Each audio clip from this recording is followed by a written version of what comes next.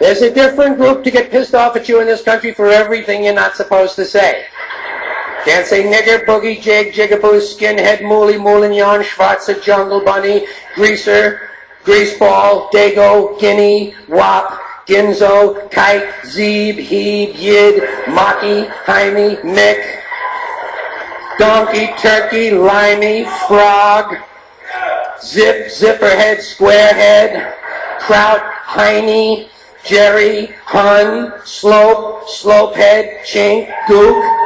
There is absolutely nothing wrong with any of those words in and of themselves. They're only words. It's the context that counts. It's the user. It's the intention behind the words that makes them good or bad. The words are completely neutral. The words are innocent. I get tired of people talking about bad words and bad language. Bullshit. It's the context that makes them good or bad. The context that makes them good or bad. Listen. You take the word nigger. There is absolutely nothing wrong with the word nigger in and of itself. It's the racist asshole who's using it that you ought to be concerned about. We don't care when Richard Pryor or Eddie Murphy say it. Why? Because we know they're not racist. They're niggers. Context.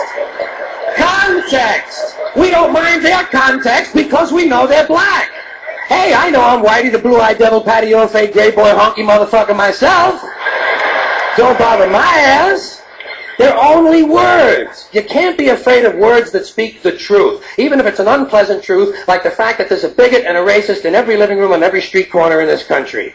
I don't like words that hide the truth. I don't like words that conceal reality. I don't like euphemisms or euphemistic language. And American English is loaded with euphemisms because Americans have a lot of trouble dealing with reality. Americans have trouble facing the truth. So they invent a kind of a soft language to protect themselves from it. And it gets worse with every generation. For some reason, it just keeps getting worse. I'll give you an example of that. There's a condition in combat. Most people know about it. It's when a fighting person's nervous system has been stressed to its absolute peak and maximum, can't take any more input. The nervous system has either snapped or is about to snap. In the First World War, that condition was called shell shock. Simple, honest, direct language. 2 syllables. Shell shock. Almost sounds like the guns themselves. That was 70 years ago. Then a whole generation went by, and the Second World War came along, and the very same combat condition was called battle fatigue. 4 syllables now. Takes a little longer to say. Doesn't seem to hurt as much. Fatigue is a nicer word than shock. Shell shock. Battle fatigue. Then we had the war in Korea in 1950. Madison Avenue was riding high by that time, and the very same combat condition was called operational exhaustion. Hey, we're up to 8 syllables now. And the humanity has been squeezed completely out of the phrase. It's totally sterile now. Operational exhaustion. Sounds like something that might happen to your car.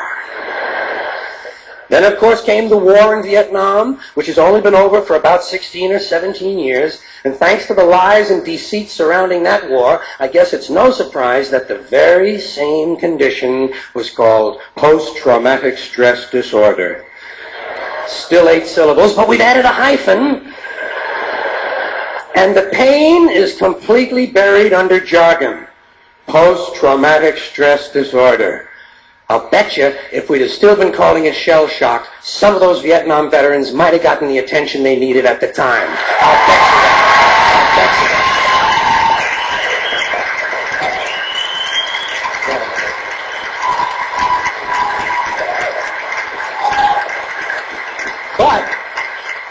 But it didn't happen. And one of the reasons is because we were using that soft language, that language that takes the life out of life. And it is a function of time. It does keep getting worse. Give you another example. Sometime during my life, toilet paper became bathroom tissue.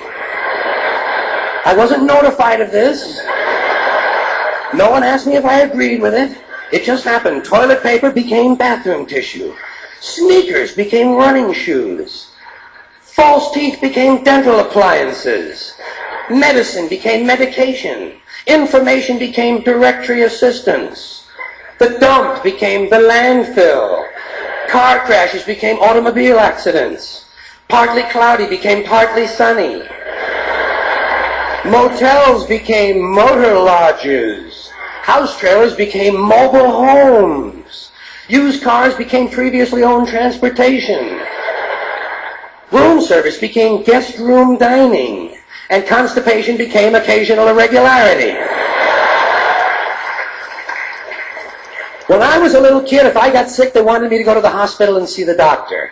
Now they want me to go to a health maintenance organization or a wellness center to consult a healthcare delivery professional. Poor people used to live in slums. Now the economically disadvantaged occupy substandard housing in the inner cities. And they're broke. They're broke. They don't have a negative cash flow position. They're fucking broke. Because a lot of them were fired. You know, fired. Management wanted to curtail redundancies in the human resources area. So many people are no longer viable members of the workforce. Smug, greedy, well-fed white people have invented a language to conceal their sins. It's as simple as that. The CIA doesn't kill anybody anymore. They neutralize people. Or they depopulate the area. The government doesn't lie. It engages in disinformation. The Pentagon actually measures nuclear radiation in something they call sunshine units. Israeli murderers are called commandos. Arab commandos are called terrorists. Contra killers are called freedom fighters. Well, if crime fighters fight crime and firefighters fight fire, what do freedom fighters fight? They never mention that part of it to us, do they? Never mention that part of it.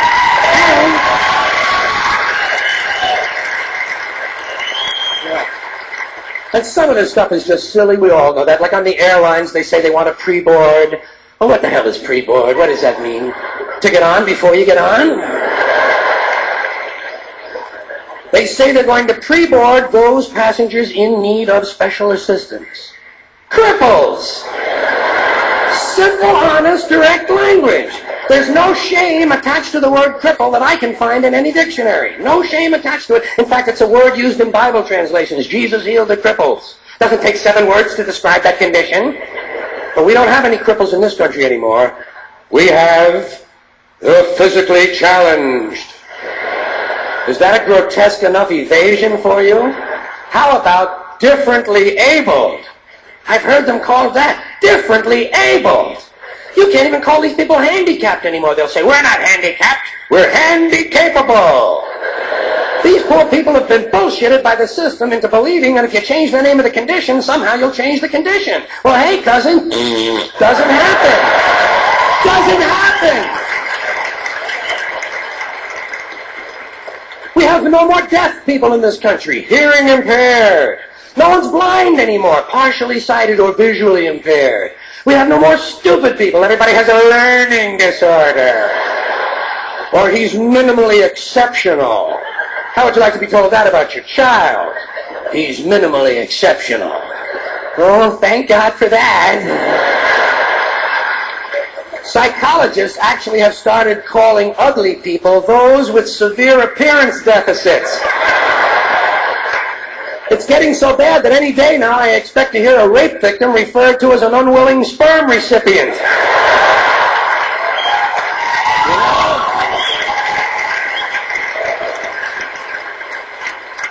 And we have no more old people in this country. No more old people. We shipped them all away, and we brought in these senior citizens. Isn't that a typically American 20th century phrase? Bloodless, lifeless. No pulse in one of them. A senior citizen. But I've accepted that one. I've come to terms with it. I know it's here to stay. We'll never get rid of it. That's what they're going to be called, so I'll relax on that. But the one I do resist, the one I keep resisting, is when they look at an old guy and they'll say, look at him, Dan. He's 90 years young. Imagine the fear of aging that reveals. To not even be able to use the word old to describe someone. To have to use an antonym. And fear of aging is natural. It's universal, isn't it? We all have that. No one wants to get old. No one wants to die. But we do. So we bullshit ourselves. I started bullshitting myself when I got to my 40s. As soon as I was in my 40s, I'd look in the mirror and I'd say, well, I guess I'm getting older. Older sounds a little better than old, doesn't it? Sounds like it might even last a little longer. Bullshit, I'm getting old. And it's okay, because thanks to our fear of death in this country, I won't have to die. I'll pass away.